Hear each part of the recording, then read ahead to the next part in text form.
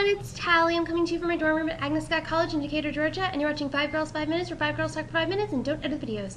It is Wednesday. I am Tally, and I just had to run to go turn in a paper, which is why I'm out of breath. So let's start answering questions, because I have a lot of questions to answer. Tattoos, which I asked Itzel. I don't have any tattoos. I think I mentioned that earlier, but if I did have a tattoo, it would be the word ZIG, Z-I-G, in italic Garamond, because it's my favorite font. It's so pretty. And it would stand for zest, irony, and gratitude, which is kind of like my philosophy towards life. Like, have a zest for life, appreciate life's ironies, and be grateful for everything that you have. So, yeah, then places I've lived. Sorry, I'm going to put my hair up, because my hair's driving me nuts. Places I've lived in Atlanta since I was in 3rd grade, and I'm a junior in college now, so you can do the math on that one. And before that, I lived in Fresno, California for a year. Before that, I lived when I was in 2nd grade, and then before that, I lived in Peoria, Illinois, from the time I was 1, and then when I was born to being 1 year old, I lived in Missouri, Jefferson City. And then from about 8th grade through my senior year, my dad had an apartment in New York City because he worked up there, so we technically had an apartment in New York City, which was cool because we could go up there and go see shows and stuff. And then he would come home on the weekends. He just worked up there. Writing inspiration. Who made me want to write? Which that question was not asked to me, but I'm going to answer it anyway. This is a really lame answer, but when I was younger, I loved the Babysitters Club books. I still do. And I know they're not all written by Ann M. Martin, but she was definitely like those series were definitely like one of the things that made me want to write. In 2nd grade, I had a teacher. I was like, I'd gone to a private school for kindergarten and 1st grade, and then in 2nd grade when I moved to California, that my teacher didn't want me to like read as much as I did, and she disapproved me checking out books below my reading, above my reading level.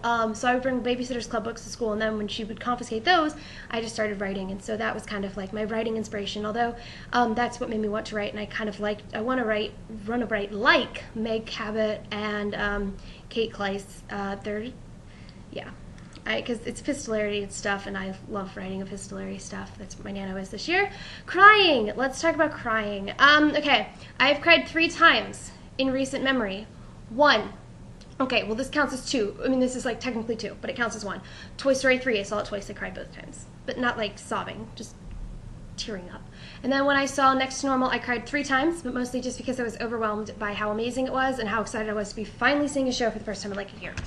And then let's see what else. And then the 3rd time was at Dragon Con with the whole Eureka thing because I was dying and overwhelmed. I don't tend to cry when I'm sad. I cry when I'm overwhelmed or just, like Toy Story 3, that was just touching. But I tend to not cry at movies and stuff. I did not cry at Up or Princess and the Frog, which I finally watched, which was amazing. Okay, let's talk about other things because I've got other things to talk about. First of all, I'm obsessed with this new Broadway musical called Bloody Bloody Andrew Jackson, which is a rock musical about Andrew Jackson, and it is amazing. And there's this one song where he's like, I'm Andrew fucking Jackson, and my life sucks in particular, and my heart dies. And like, I'm such a history nerd that like, I love historical musicals, and I haven't seen 1776, but Assassins rules my life. I love Assassins, and I like rock musicals too, so it's genius and brilliant, and you should go look it up because the tagline is history just got all sexy pants, and how can you not want to watch that or listen to that. Speaking of watching and listening to things, I'm seeing Rocky Horror on Friday for the first time ever. I've seen the movie like 30 times, but I've never like done it in theaters or whatever, so I'm going with a group of girls from school, and I'm excited. My dad's dropping off my Janet costume tomorrow, which I need to email my mom and tell her what is in my Janet costume, and I'm really excited about that.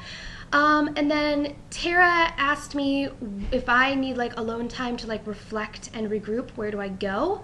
I tend to not need a lot of like alone time to collect and regroup just because I do spend a lot of my time just like on the computer chilling out.